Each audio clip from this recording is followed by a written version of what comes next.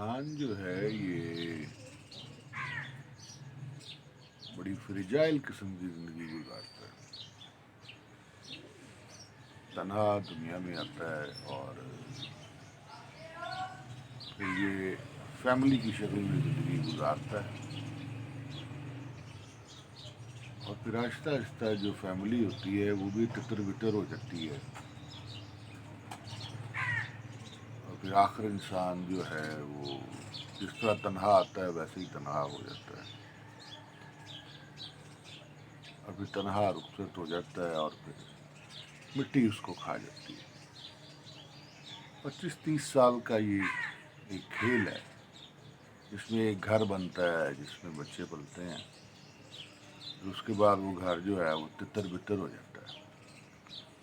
वंडी पै जाती है उसमें, वंडी। उसके ऊपर एक नज़म बंद की है, वंडी पै जांदी है आखिर विच,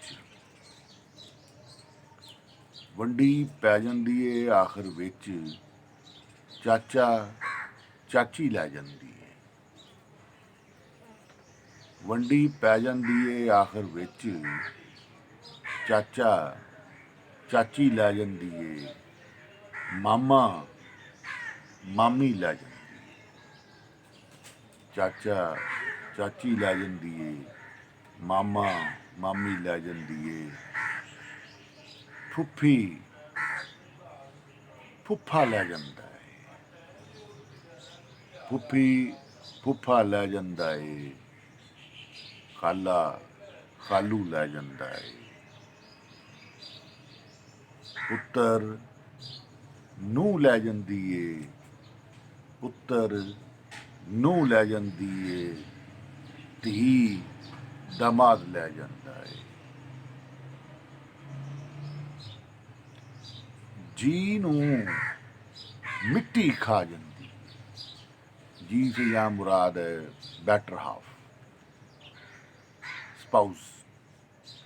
जी नूं मिट्टी खा जांदी है, कल्ले बंदे नूं फेर अकलापा खा जांदा है, कल्ले बंदे नूं फेर अकलापा खा जांदा है।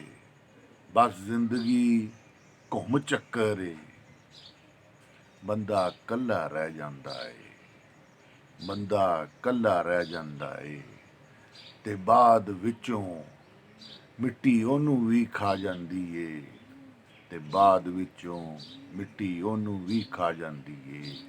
ये 25-30 साल दा चक्कर है, ये 25-30 साल दा चक्कर है। ਇਹਦੇ ਵਿੱਚ ਮਿੱਟੀ ਦਾ ਬੁੱਤ ਚਕਰਾ ਜਾਂਦਾ ਹੈ, ਇਹਦੇ ਵਿੱਚ ਮਿੱਟੀ ਦਾ ਬੁੱਤ ਚਕਰਾ ਜਾਂਦਾ ਹੈ। ਵੰਡੀ ਪੈ ਜਾਂਦੀ ਏ ਆਖਰ ਵਿੱਚ, ਵੰਡੀ ਪੈ ਜਾਂਦੀ ਏ ਆਖਰ ਵਿੱਚ ਤੇ ਬੰਦਾ ਚਕਰਾ ਜਾਂਦਾ ਹੈ, ਤੇ ਬੰਦਾ ਚਕਰਾ ਜਾਂਦਾ।